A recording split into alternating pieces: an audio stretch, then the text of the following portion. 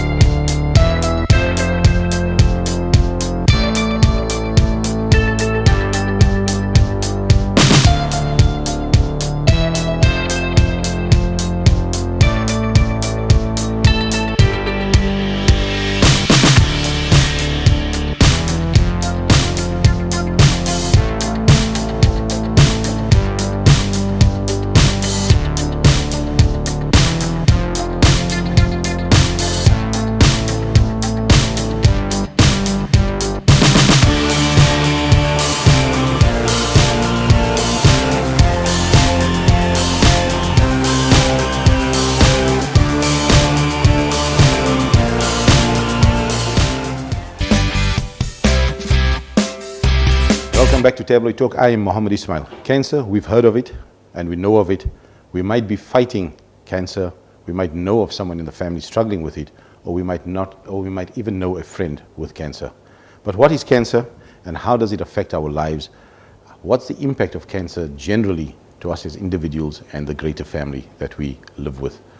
The Cancer Association of South Africa is an organization that is committed to connecting people facing cancer. They provide information, day-to-day help, as well as emotional support. Cancer's aim is to ensure that cancer survivors and their loved ones do not have to face it alone. We chat to Lorraine Govender, Cancer KZN's unit manager, about the disease, support, and what are the signs and symptoms that we should look out for. Lorraine, thank you and welcome to the show. Thank you, Mohammed, and thank you to Tabloid Media House for having the Cancer Association here this afternoon. Thank you, welcome. October is Breast Cancer Awareness Month, and however, with that, we just want to talk also about cancer in general. How does it affect people, and what do they do in their lives when you are confronted with it? But let's touch a little bit about breast cancer, the incidence, and how many people or women does it affect generally in South Africa? So breast cancer is the most common cancer in South Africa, affecting women and worldwide. In South Africa, according to the National Cancer Registry 2016, 1 in 25 women are affected by breast cancer. So yes, the stats are quite high. That's concerning, but breast cancer in men, I've read reports somewhere that men can also get breast cancer. Have you had such cases, the incidence of breast cancer in men? I know it's rare, but it does happen, it does occur. Yeah, the incidence is very, very low in South Africa. The number of reported men having breast cancer, it's quite low. It's also very rare. It's a 1% prevalence among men and 100 times more in women. So yes, men do get it, and yes, it's quite low. The signs and symptoms, say, would it be the same in men as in women with the developing of the lung lumps in the breast, and that would it be the same for a man as we before? Yes, it's the same. It's usually the lump that's palpable, and yes, men also need to do self-breast examinations in order to pick up this tumor, lump, or whatever it is. But we're not cognizant of it. We just carry on and do what we have to do every single day. A little bit about COVID and the impact it's had, and what significant impact on people's lives when it comes to cancer. Are people more afraid now because of COVID-19 to get screened and to access treatments? And what should people really do with this whole COVID pandemic in line with cancer and the amalgamation of it? And I think that brings us a little bit into your awareness campaigns that's been running for a while. Yeah. Thank you, Mohammed. I think that's such an important question and so relevant to the current situation that we are faced in. So at the Cancer Association, we also have care homes. And our care homes is a facility that accommodates patients who are going for chemo and radiotherapy for about 6 weeks. So that gives us a bird's eye view of what is the patient's load going in for treatment. We also run clinics where we do screening, for various cancers. So that also, so whatever I talk to you about now is from that sort of background without the real statistics to show it. So what we found is that the patient load in our home is quite low. Patients coming in or clients coming in for screening is also low. We also do a lot of corporate wellness, and that's low. So that alone tells us that people are concerned and they are not going out to have the regular checkups done. So that's reason for concern, because early detection, prompt treatment is one of the core ways in which you're going to have quality of life in terms of treating cancer. So if people are not going out and getting screened and getting treatment, it's a worry, because what is going to happen? Are we going to have now a greater incidence in terms of cancer? Is the system going to be able to cope with those patients? So I think what's important for people to realize that COVID is here. We need to live with it. We need to continue with the protocols, but it shouldn't stop them from going and getting screened in terms of cancer. Now, in terms of the immune system, a person with cancer's immunity is already low, I would imagine that. So it puts you at greater risk to contracting COVID. Would I be correct in saying that? No, you are correct in terms of that. And from the patients that we've had, so during COVID, from March, our facilities all remained open, and patients, there were patients that were accessing the treatment facilities, although it was low. So it was amazing, those patients didn't, really pick up COVID while they were going for treatment. And I also want to say to the public that most of our public healthcare facilities are continuing with all the protocols. They are getting you screened, the questionnaires are being done. So although your immune system is low, it shouldn't stop you from going for treatment. You just need to make sure you take the precautions to prevent yourself from getting COVID. The precautions would be obviously social distancing and the usual PPEs and everything else. But in terms of nourishment for the body, what should we take? Supplements, drink more orange juice, take more vitamin C, stand out in the sun more for a cancer patient to ensure that you prevent yourself from contracting COVID. Look, if you're going to get it, you're going to get it. But the precautions, I would like to touch a little bit about the precautions there. Yeah, I think with COVID, the fact that it's infectious, obviously it's through direct contact. In terms of everyone, irrespective of whether you're a cancer patient or a normal person out there, eating a balanced, healthy diet. As we continue talking, we're going to talk more about your risk factors. But any individual out there, ensuring that you're having plenty of vitamin C, you're standing in the sun, getting your sunlight in, eating your balanced diet, exercising. Mohammed, when you look out there now, there's so many people that are walking. It's like there's a whole new wave in terms of physical activity. All of those things are important in terms of a cancer patient or anyone who's concerned about their risk. Prostate cancer to men, is it what breast cancer is to women? Well, prostate cancer is also the most common cancer among men in South Africa and also worldwide. the incidence is 1 in 19. So, you know, it's more common among men right now. So, yes, it is not as devastating as it would be, you know, if you have breast cancer. Any cancer for that matter, Mohammed, early detection is important to ensure that you go for your checkup, get your treatment, and continue with your, you know, with everything else. Leading a balanced diet is important. So, yeah, the difference I think with prostate cancer, unlike breast cancer, it's usually diagnosed through a blood test. So you don't know unless you have the symptoms that you think you have cancer. And what we also find among men is that they don't go for screening. Yeah. You know, it's like they're probably shy. Yeah, it's shy, and you know the amazing thing with women, when you have breast cancer, and I'm sure you've been exposed to people who have had breast cancer. For a woman, it changes your image. For a man with prostate cancer, it also affects the manhood. If you've spoken to people who've had prostate cancer, they don't come out and openly talk about it. But you know what? There are different ways in which you can overcome those sort of challenges. The important thing is going for treatment. Nobody needs to die from it. Testicular cancer, that's an important one. I forgot about that earlier while we were talking about prostate. I thought of testicular cancer. That's also quite, is it common, or is it sort of not spoken about too much either? It is common among the younger men. You know, it's a specific age group that is affected by testicular cancer. And yes, it is quite common in South Africa, although it's not among the top 5 cancers affecting men. And again, with testicular cancer, it's just doing your examinations and picking up the lump. So, you know, it's something that can be easily identified. And if you go for prompt treatment, there's excellent quality of life for testicular cancer.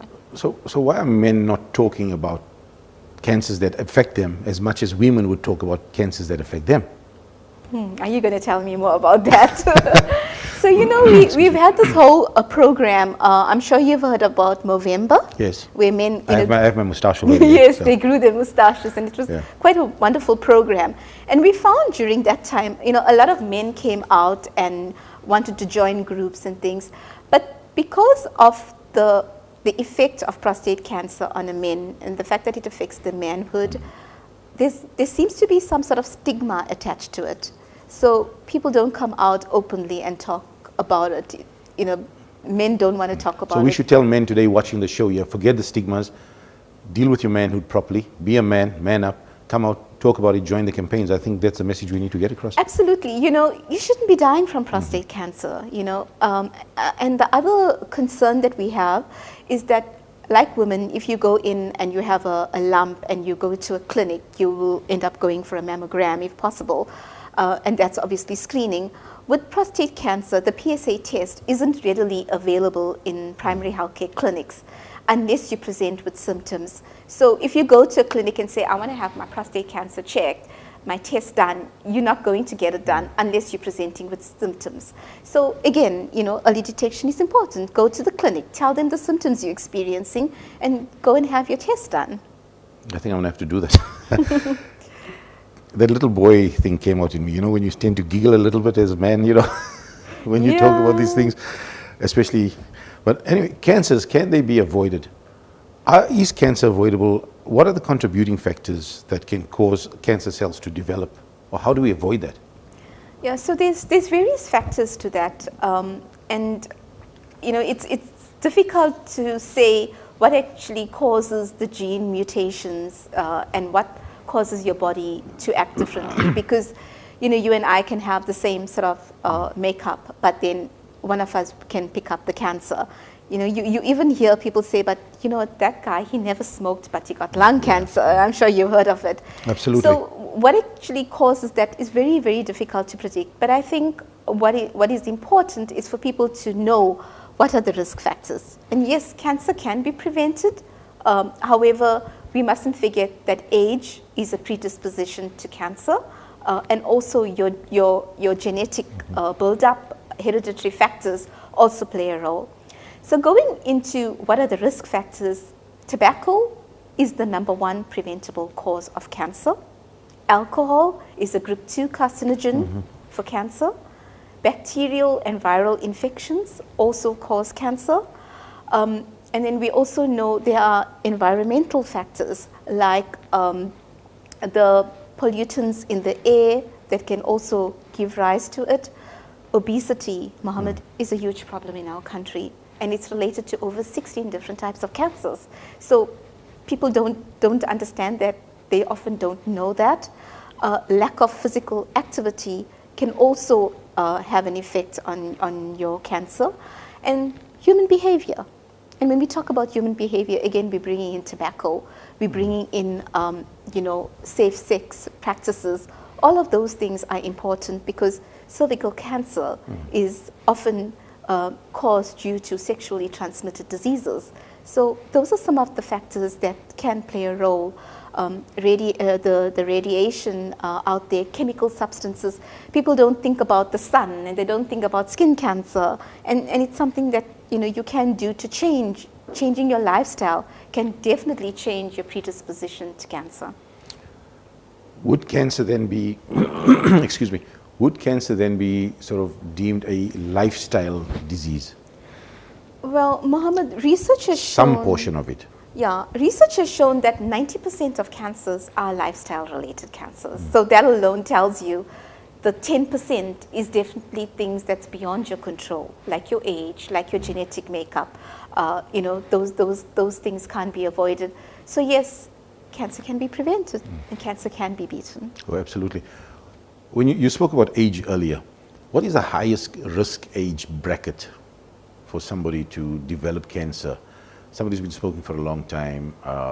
You find that somebody might have a cancer, born with a cancer. I would imagine that's hereditary somewhere along the line.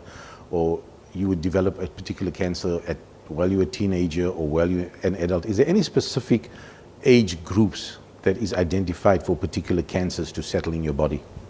Yeah, so if we look at childhood cancers, Mohammed, they are not as a result of any risk factors. Some of it is hereditary. So, with children, there's nothing much that we can do in terms of prevention. And when we talk about age, they say whatever you put in now may not affect you right now, but later on in life, it affects you. And therefore, you find that the older people are more affected and prone to cancer. However, like testicular cancer, it affects a certain age group, 18 to 39. So, you need to think about that as well. And obviously that also is not always directly related to any risk factors. But in terms of breast cancer, we find that more and more younger women are actually being diagnosed with breast cancer. Again, we need to think about lifestyle. Cervical cancer also being a cancer that is being due to sexually transmitted diseases, you find younger people are also affected by that cancer. The emotional, I think, mental state must be very, very heavy on somebody who contracts cancer at a very late age in their life. Have you those cases that you might have come across, do you think people just say, okay, I've got cancer now, I'm just going to wait, I'm going to die, as opposed to wanting to live a better life for as long as, or get better longevity as you move along? Yeah, I think in terms of having a quality of life and the improvements and the emotional support, any cancer that you have, any age, the most important thing is support and hope. So irrespective of the age shouldn't be the deciding factor in terms of whether you go for cancer treatment or not, because cancer can be beaten irrespective. However, support is equally important in terms of age. And then what you find is that we mustn't forget that 80% of our population depend on the public sector. And budgets are a concern. And in terms of older people, having a quality of life when you have cancer is important. So you may not have your treatment based on getting a cure for your cancer, but you can have treatment based on palliative care and improving your quality of life as you get older. Treatments, technological advancements, medical advancements, cannabis, those kind of things. What are the developments in there in terms of beating cancer, or people who have gone into remission, the kind of treatments that they have been going? So there is word that cannabis can help with cancer, can take away the pain, not necessarily cure you, and some of the other technological advances coming through from the medical fraternity when it comes to beating cancer. Yeah, I think we're very blessed in South Africa in terms of our public health system. We have a really good system. In terms of technology and the new advancements, we are still a developing country, not first world. So what is out there and what's available in first world countries may not necessarily be available in South Africa. Biologics, precision treatment, immunotherapy are all good names out there and new treatments that are available to a lot of cancer patients. And some of it is available in South Africa on a lower level, but the cost is a huge factor. So that is why you often find people going into other countries for treatment and that works for them. So yes, there's a lot. And understanding your genetic makeup, talking about cancer is important, Mohammed, because we need to tell future generations, we need to know our family history so that people and our other mothers, daughters, children, boys, girls know that someone has had cancer in the family and they can go and check, the gene makeup, because the precision cancers is based on your genetic makeup. And it helps, immunotherapy helps in terms of building up your immune system to fight and destroy the cancer so that the cancer won't be as devastating when you're getting treatment. In terms of cannabis, a lot of our treatments out there, and when we talk about cannabis, it's important for the public to understand that cannabis is not a cure for cancer. However, it can help with the side effects like nausea and vomiting, and help you with your pain control and also your appetite, but it doesn't cure cancer. So that's the do you research. think people then have a misconception about using cannabis or cannabis oil? Yeah, so they use it and it helps them. However, there isn't sufficient research out there to show that it cures cancer.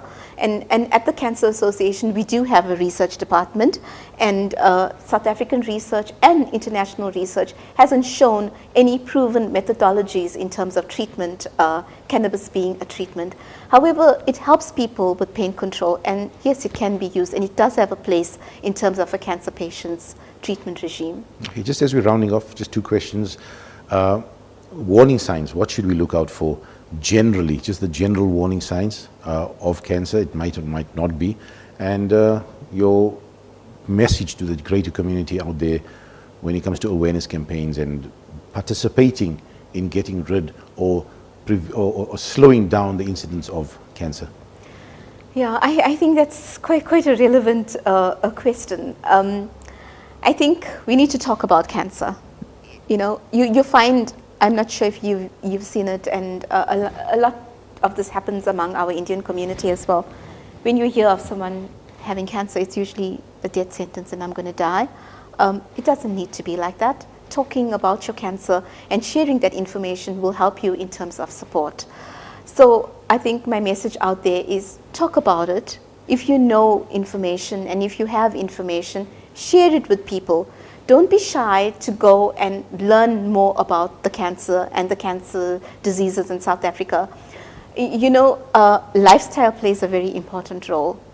If you think about colorectal cancer is among the top 3 cancers, and previously it wasn't even among the top 5 in our country. And that alone tells you how westernized culture is changing the way we are living our lives. So I think the message is start making a difference in your own life and in the communities out there. Joining support groups are very, very important, because giving hope to people, encourages them to survive the cancer journey. Just to round it off, quick telltale signs that we should warn ourselves. Yeah, I think, Mohammed, our body talks to us. Have you ever felt that? If you have diabetes, you often hear, okay, I was thirsty during the night and I haven't been sleeping properly. I've had a problem passing urine. So your body's been talking to you, just like that with cancer as well. Your body tells you, your body talks to you. But what we do is we don't listen to our body. So some of the warning signs, and something that we've spoken throughout in this interview, is the lump. We pick up a lump. We see the swelling. We know about the loss of weight. You see someone and you've lost weight, and you don't go and have yourself checked out. So those are some of the warning signs, including abnormal bleeding, change in your bowel habits, like you either have constipation or you have diarrhea. All of those things, help you to pick up that you've got cancer. In women, especially with cervical cancer, abnormal bleeding stands out, loss of weight stands out. And we mustn't forget the AIDS-related cancers. HIV is quite high in our country, and there are also several cancers that are AIDS-related as well. And we mustn't forget those when we talk about cancer. Well, thank you very much, Lorraine. There you have it, and we've extensively discussed the issues of cancer. Time is limited. Stay tuned. We're going to be right back.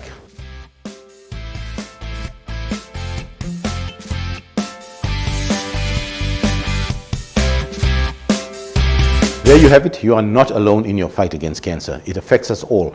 Cancer can be beaten. It is not a death sentence. Get the support that you need by contacting organizations in your community or by speaking to someone who has come through the worst of it. For more details and support, call the Cancer Association of South Africa on 0800 22 66 22 or WhatsApp 072 197 9305. Cancer's aim is to ensure that cancer survivors and their loved ones do not have to face it alone. And make sure to enter our 2 Lekker Nandos competition, the Nandos and Sanlamir competitions. Entries close this Saturday, so get your competition or your entries in quickly. You need to tell us why should you win those competitions. It's exclusive to our YouTube subscribers. Like our Facebook page and hit the bell icon to subscribe. Remember, the bell icon is just there. I'm Mohammed Ismail for Tabloid Talk. Thank you for watching.